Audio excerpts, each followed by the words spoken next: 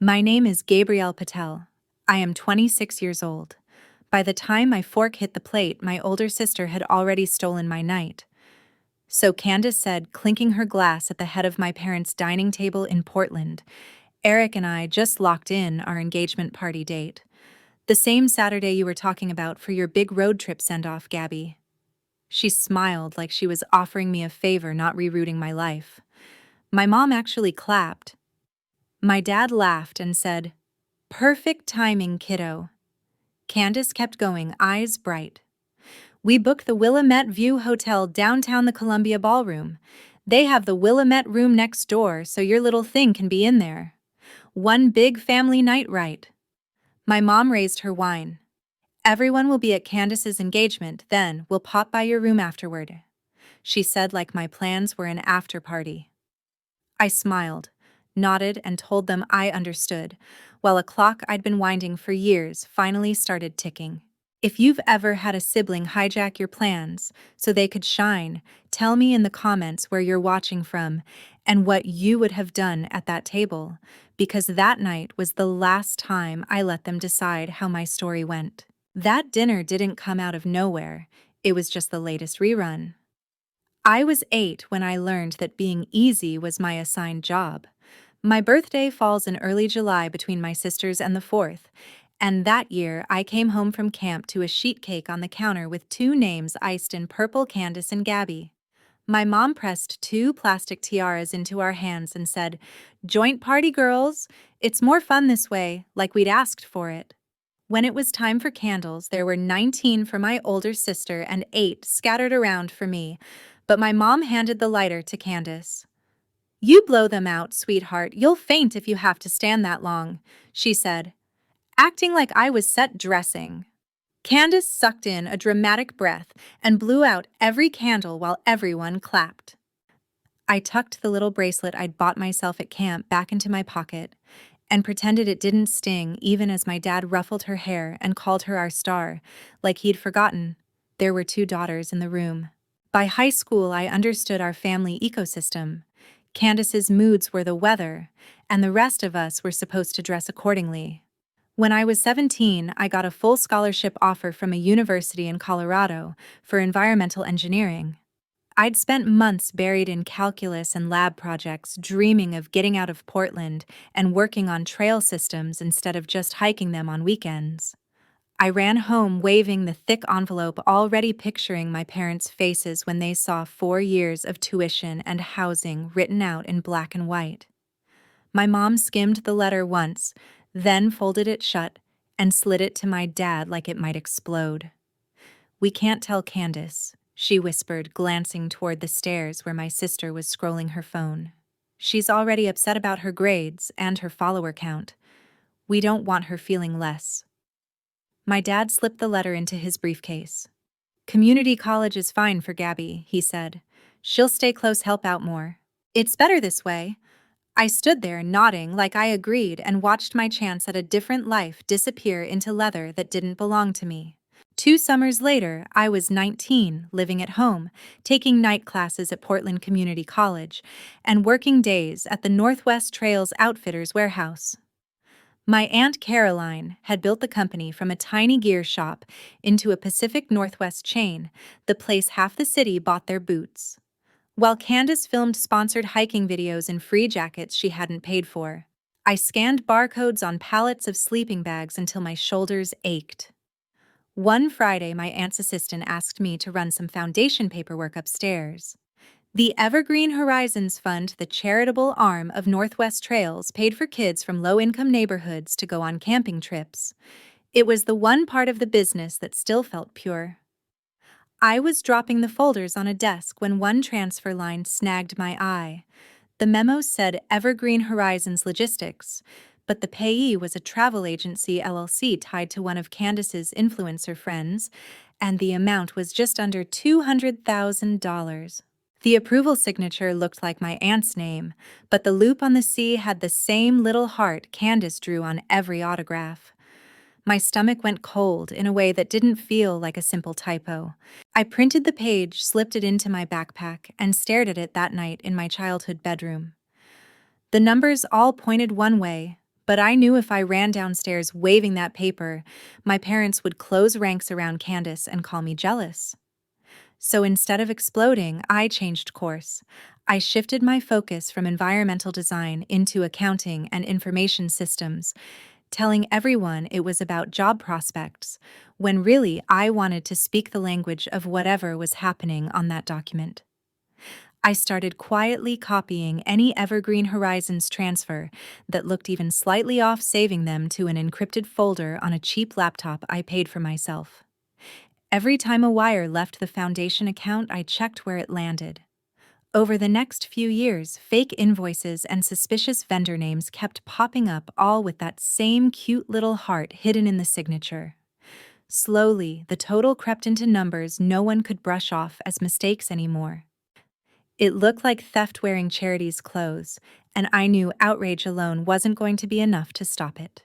By the time I was 22, I had my degree, a clearance rack blazer, and a badge that said Junior Audit Analyst, Northwest Trails Outfitters, hanging from my neck. My mom laughed when she saw my job offer on the counter. "You really want to spend your life counting receipts?" she asked, rinsing dishes like it was a joke. My dad signed my HR paperwork without reading it. Pleased his quiet, younger daughter would stay near the family company my aunt always joked would belong to the Patel girls, even though everyone acted like that meant Candace. In my first month in the downtown office, I found a vendor billing scheme that would have cost the company almost $500,000 over 3 years. I wrote a 30-page report and dropped it on the CFO's desk. When my aunt's biggest outside investor, Marcus Dawson, read it, he called me into his glass-walled corner office, studied me for a few seconds, and said, "You see patterns other people miss, Gabrielle. That keeps companies alive." He copied my aunt on his praise. At the next board meeting, when Marcus asked for Gabrielle's analysis, my dad's jaw tightened in a way he probably thought I didn't notice. I met Jared at the coffee machine on a drizzly Monday, the kind of Portland morning where everyone's shoulders were up by their ears. He handled site planning for new store locations, tall and easygoing with the kind of calm that feels earned, not performed. "You're the one who wrote the vendor report, right?" he asked, glancing at my badge. My uncle would not shut up about it all weekend. His uncle was Marcus, which explained both the last name and the way he rolled his eyes affectionately when he said "the old man." We started working together on a project mapping supply costs to trail proximity, then sharing lunch in the cafeteria, then grabbing ramen after staying late to wrangle spreadsheets. I never invited him to my parents' Sunday dinners, and he never pressed.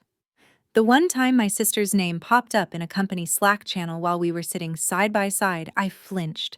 Jared noticed, but just said, "You don't owe me their version of you," and went back to debating freight costs like that was all that needed to be said.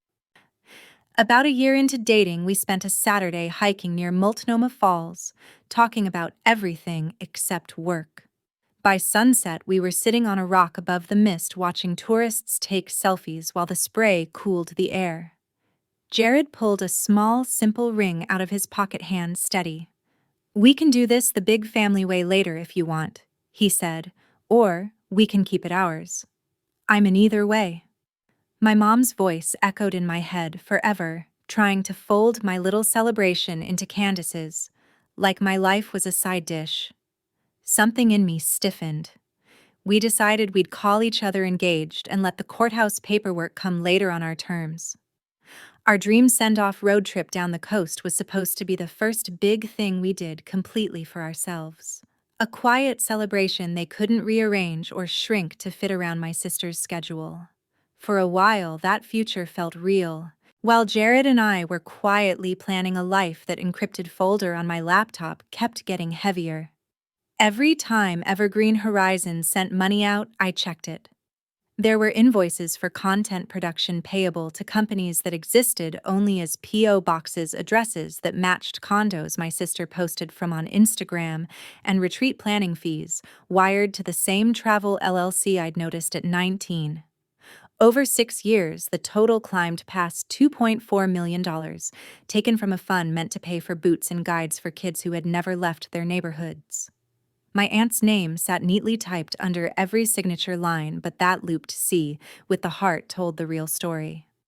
I watched Candace host glittering fundraisers, cry on stage about getting every kid outside, and then open the books afterward and saw exactly who was going outside on the charity's dime. I could have gone straight to regulators or to Marcus years earlier, but I knew how my parents played this game: protect Candace, label me bitter, and do whatever it took to keep the golden child's image clean. So I stayed quiet in public, documented everything in private, and brought one person into the circle: our compliance manager, Priya Shah. Priya didn't act shocked. She acted like an auditor. When I showed her the first batch of transfers, she scanned them, raised one eyebrow, and said, "If this is what I think it is, we're going to need the whole picture." We spent months after hours cross-checking bank statements and internal approvals, building a clean timeline that showed exactly how Candace had siphoned money by calling influencer trips site visits and personal getaways staff development. Priya quietly tightened internal controls so future transfers needed more than one approval and flagged my aunt's account for extra review. On the outside, life rolled on. Candace's feed filled with ring selfies and engagement shoot clips on the coast. My parents bragged about her charity work to anyone standing still long enough to listen. By the time that dinner at my parents' house rolled around, Priya and I had a digital mountain of proof that what Candace called marketing was really abuse of a foundation. I was just waiting for a moment when speaking up wouldn't get buried under "don't ruin this for your sister." That moment started the same night my parents decided my road trip send-off would be downgraded to a side room. After I smiled through my mom's toast to our glamorous Candace and her supportive baby sister, I drove back to my apartment and dropped my keys on the counter harder than I meant to. Jared looked up from his laptop. "They did it again?" he asked, not even needing details. I told him how my parents had practically applauded when Candace announced her engagement party would take over the exact night we'd planned to use for our little gathering at the same hotel. "They said everyone will be at her party and then swing by ours," I said. "Like we're the dessert table." Jared's jaw tightened. "We can move the send-off," he offered, "because that's who he is." For the first time, I heard myself say, "No." Before I could explain, my phone buzzed with an unknown number. The text read, "Caroline collapsed. Ochu, she's asking for you." My aunt had always been the only adult who saw me as more than backup. Now she was in a hospital bed, and her name sat under every missing dollar. I grabbed my encrypted drive, kissed Jared once, and drove up the hill in the rain. On the oncology floor at OHSU, my aunt looked smaller than I'd ever seen her, swallowed by white sheets and buzzing machines. The lines in her face were deeper, but her eyes were still sharp when she waved the nurse out and pointed at the chair by her bed. "You look like hell, kiddo," she said, voice thin but amused. I opened my laptop and plugged in the drive. "You're not going to like this," I warned her. Then I opened folder after folder: bank statements, wire confirmations, screenshots of approvals. As the totals in the corner of each spreadsheet climbed, her breathing got shallower, but she never looked away. When I reached the summary page showing more than $2.4 million funneled from Evergreen Horizons to companies tied to Candace or her friends, she closed her eyes for a long moment. "How long have you known?" she finally asked. "Since the first big transfer when I was 19, I said. I waited until it couldn't be brushed off as a mistake. She squeezed my hand fingers, cold but steady. "I let them talk me into signing whatever they put in front of me when I was tired," she whispered. "That ends now." She pressed the call button and asked the nurse to page her attorney, April Jennings. Within an hour, April walked in, shoulders damp from the rain briefcase already unlatched. She and my aunt had clearly talked about worst-case scenarios before. There were draft documents ready, but the names on the beneficiary lines made my throat burn. My parents and Candace stood to inherit almost everything: my aunt's controlling stake in Northwest Trails, her trailhead lodges along the Oregon and Washington borders, and more than $15 million in investments that had nothing to do with the company. "We're scrapping this," my aunt said before April even sat down. "Show her." I turned the laptop so April could see every forged signature, every fake invoice, with that glittering heart over the sea. April's expression cooled from neutral to something closer to anger. "This is felony-level misuse of charitable funds," she said quietly. "Regulators will not treat this as a family argument." My aunt nodded once. "Good," she answered. "I told them about the dinner, about Candace scheduling her engagement party on top of our plans at Willamette View." For the first time in months, my aunt actually smiled. "Then we'll give them a night to remember," she said. "Just not the one they think they're getting." Over the next 2 days, that hospital room turned into a legal war room.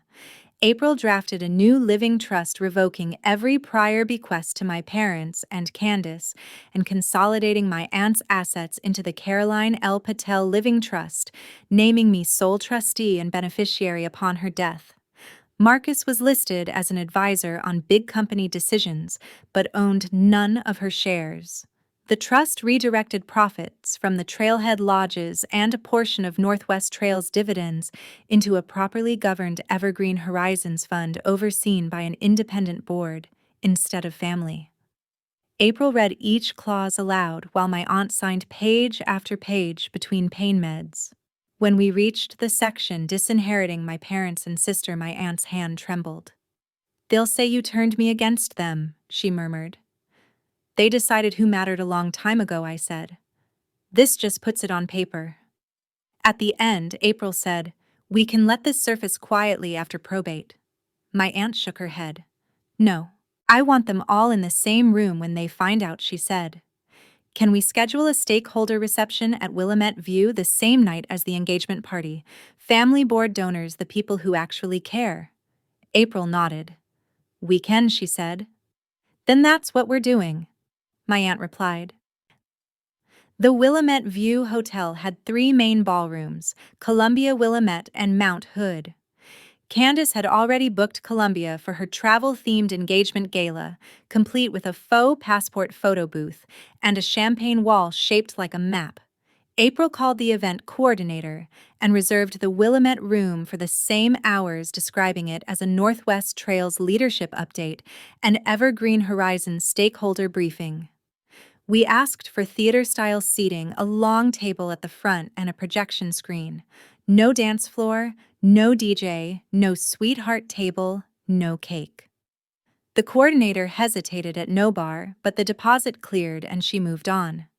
Jared and I designed the invitations at our kitchen table, cream cardstock, simple navy, text reading, "You are invited to a private briefing with Caroline Patel and Northwest Trails leadership.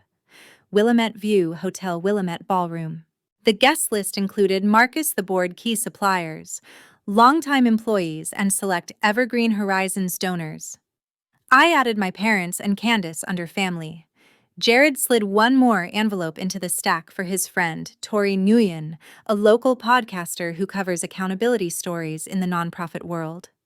"You're going to want someone there who doesn't owe your last name anything," he said.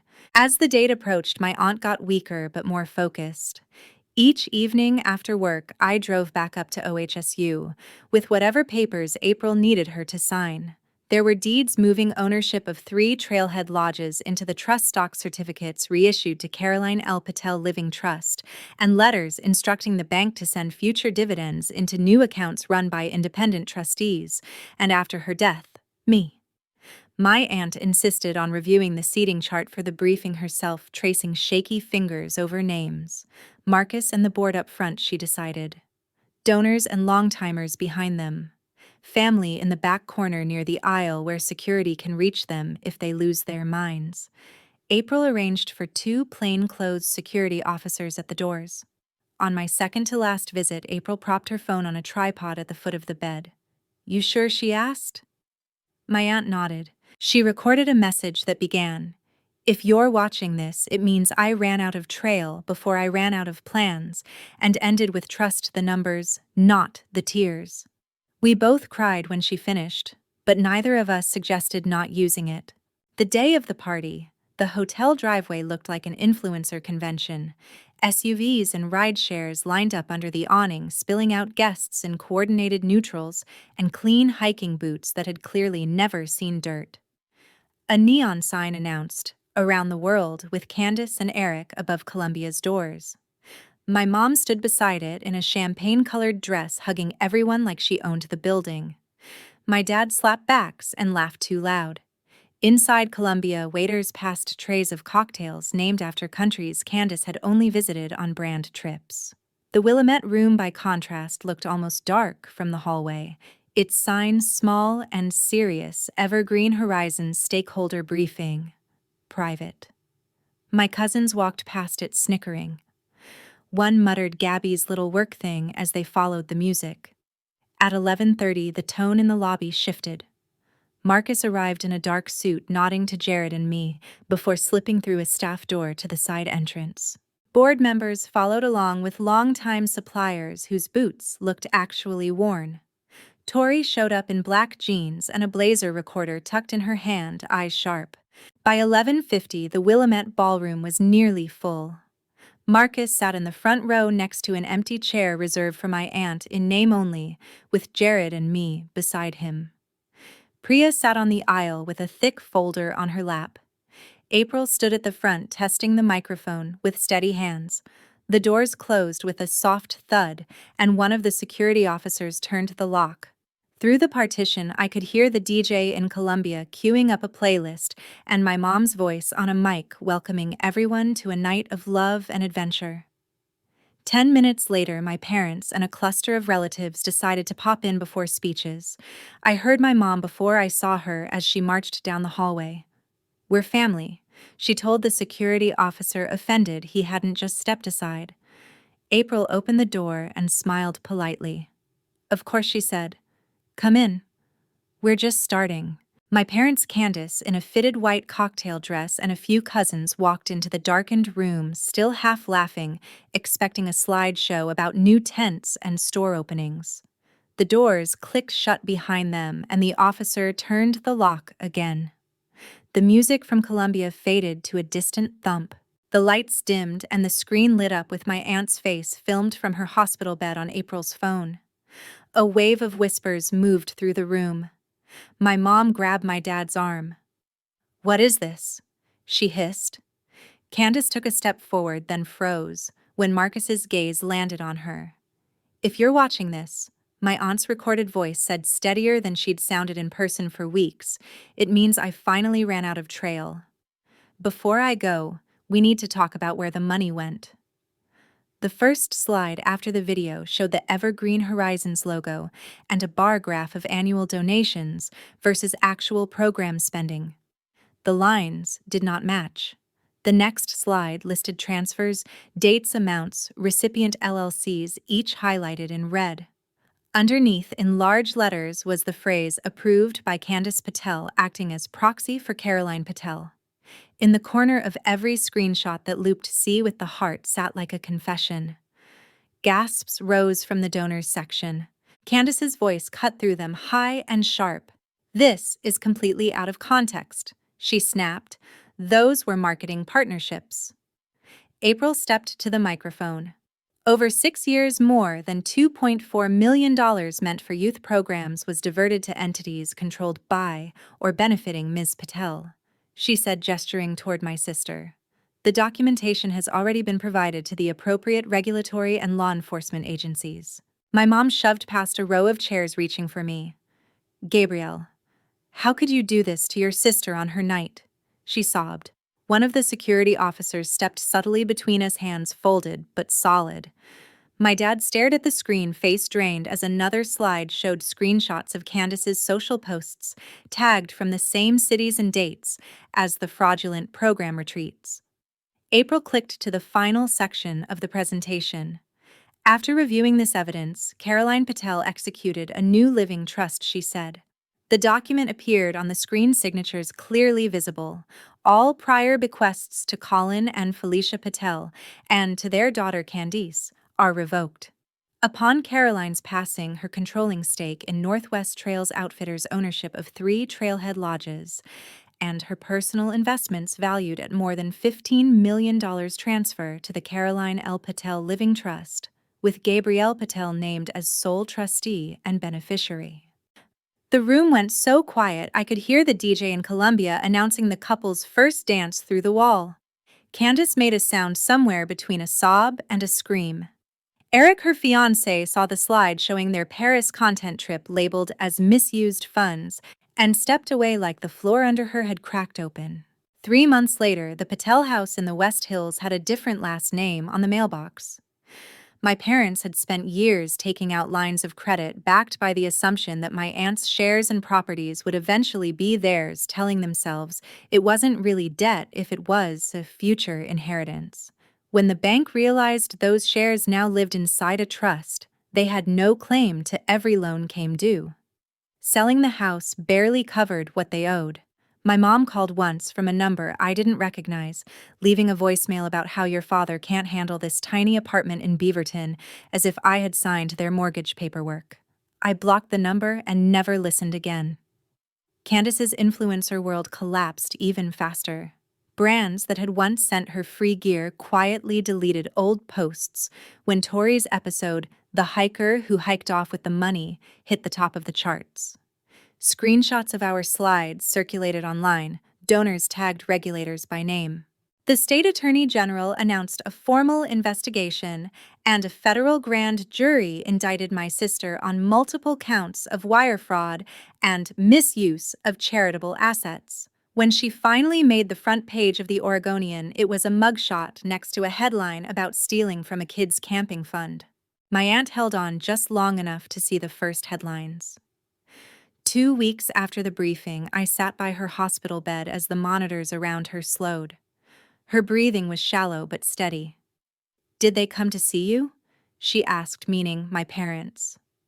"No," I said. "They're busy being furious at me." She gave a small, tired smile. "They were always better at being mad than being sorry," she murmured. "You did the right thing, kiddo. You gave the company and those kids a chance we never gave you." I squeezed her hand until it went slack. When she was gone, April filed the final documents and the trust transferred fully into my name. Marcus called that afternoon. "Caroline always said you were the sharp one," he told me. Now everyone else knows it too. Over the next few months, we quietly rebuilt.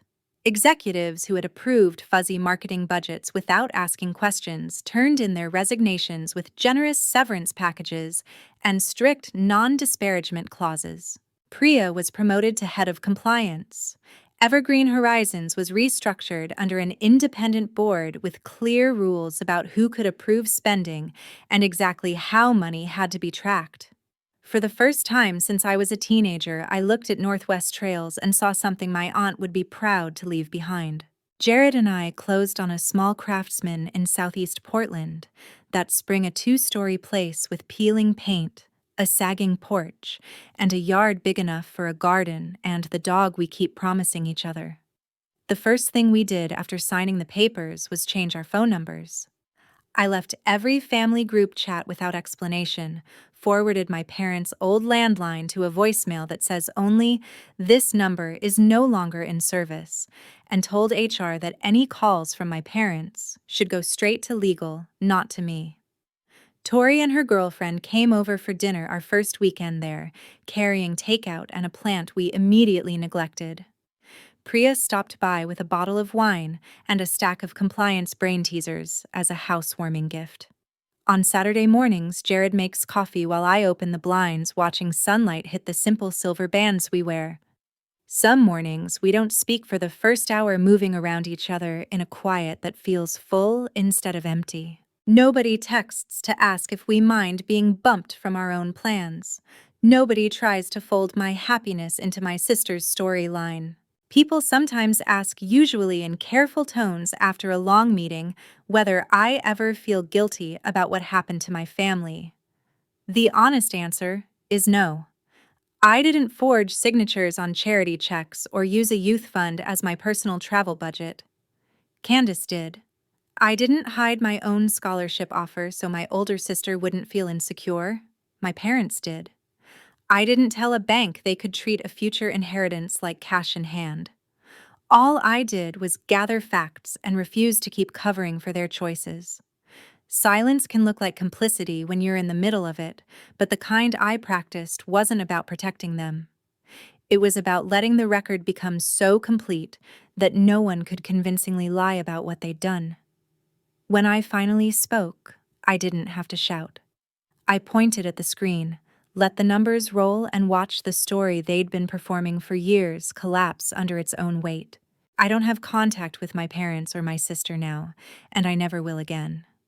There are no secret texts on holidays, no quiet social media checks to see how they're doing, no emergency calls I feel tempted to answer. If they hit rock bottom, it will be because they kept digging, not because I pushed. I've learned that being related to someone does not obligate you to stand still while they set your life on fire and call it love. Family to me is the people who hear the worst parts of your story and stay anyway, the ones who ask, "What do you need?" instead of, "How could you embarrass us?"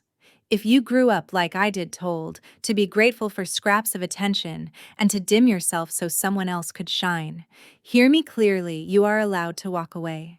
You are allowed to lock the door and keep it locked, even when they pound and cry and promise they've changed. Thanks for listening to my story. Tell me in the comments what you would have done in my place and whether you would ever let people like this back into your life, because I know I am done letting them into mine.